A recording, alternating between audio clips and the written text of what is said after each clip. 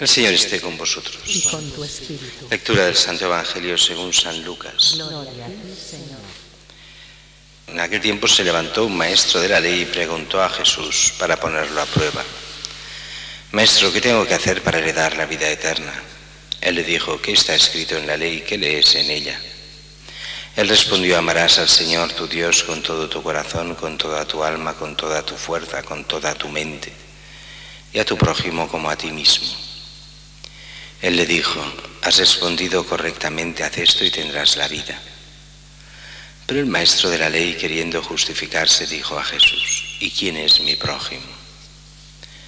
Respondió Jesús diciendo: un hombre bajaba de Jerusalén a Jericó.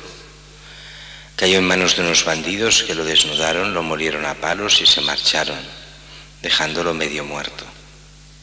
Por casualidad un sacerdote bajaba por aquel camino y al verlo dio un rodeo y pasó de largo. Lo mismo hizo un levita que llegó a aquel sitio, al verlo dio un rodeo y pasó de largo.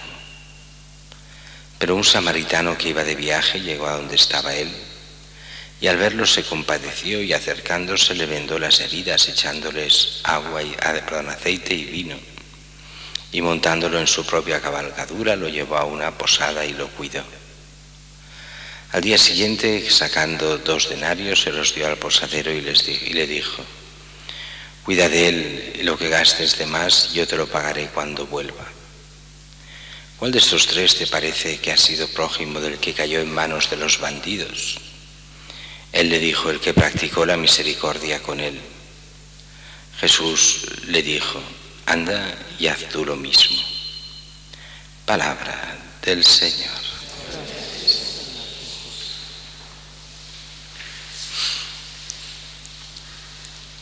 Con esto del amor a Dios y al prójimo, el gran problema del prójimo era quién era este prójimo.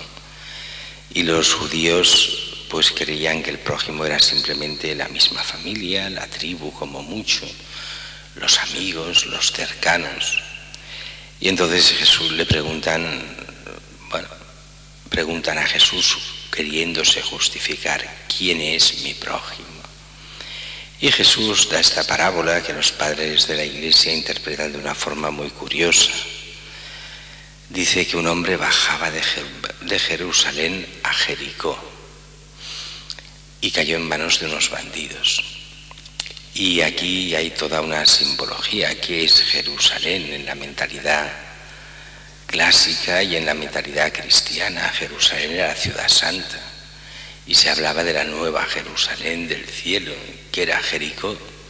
Jericó está en medio del desierto y es un oasis y una de las ciudades más antiguas del mundo y de mala fama.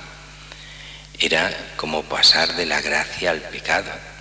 Y así lo interpretan como aquel que pasa del paraíso, Jerusalén, a la expulsión del paraíso y en la ciudad del pecado, Jericó. Es el hombre que ha perdido la gracia. Es el hombre que había sido creado bueno, que por el pecado pierde la gracia. ¿Y qué pasa cuando uno pierde la gracia?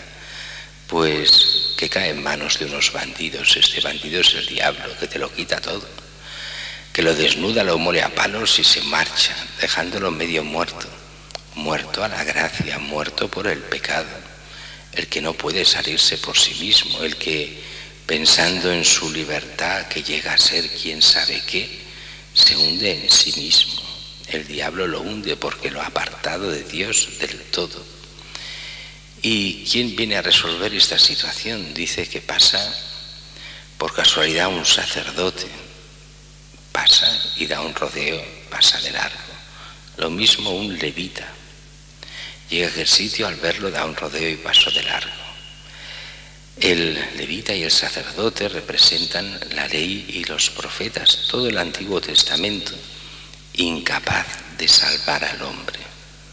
Y pasa el samaritano. ¿Quién representa a este samaritano? Y curiosamente, el samaritano es el que venía. Los samaritanos habían sido del pueblo judío, pero se habían separado del pueblo judío. Jesús usa esa imagen para hacer ver él mismo. Cristo es el samaritano. Él es el que es repudiado por los mismos judíos y así lo repudiarán y lo matarán, lo pondrán en cruz y resucitará al tercer día. Él, el repudiado, como si fuese un samaritano, es el único capaz de salvar al hombre. Y dice que porque este hombre representa a todos los hombres, a cada uno de nosotros. Así que este samaritano, Cristo, al verlo se compadeció, acercándose le vendó las heridas, echándoles aceite y vino. Aquí el aceite y el vino representan simbólicamente lo que son los sacramentos y la curación de Jesús, que nos cura por los sacramentos, no solo por los sacramentos, pero por los sacramentos. Dice, montándolo en su propia cabalgadura, lo llevó a una posada. Los padres de la Iglesia dicen, esa cabalgadura es la cruz misma de Cristo, donde nos carga todos nuestros pecados en la cruz y nos carga a todos nosotros en la cruz, y muere Cristo por nuestros pecados, cargándolos Él mismo.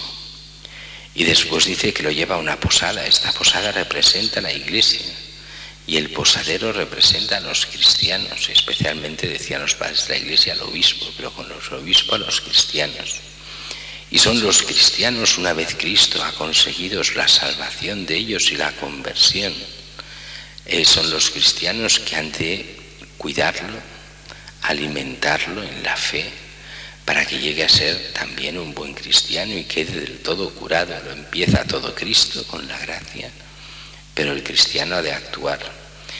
¿Y el cristiano qué es lo que cobra aquí? Muy poco, 2 denarios, pero lo hace como... Esto es toda una mentalidad muy curiosa de los padres de la Iglesia, que vienen a decir, el Señor nos da lo justo, pero muy justo, y siempre la Iglesia va muy justa, pero lo demás, lo que falte, nos lo dará en la vida eterna, cuando Él mismo vuelva, nos lo dice aquí mismo.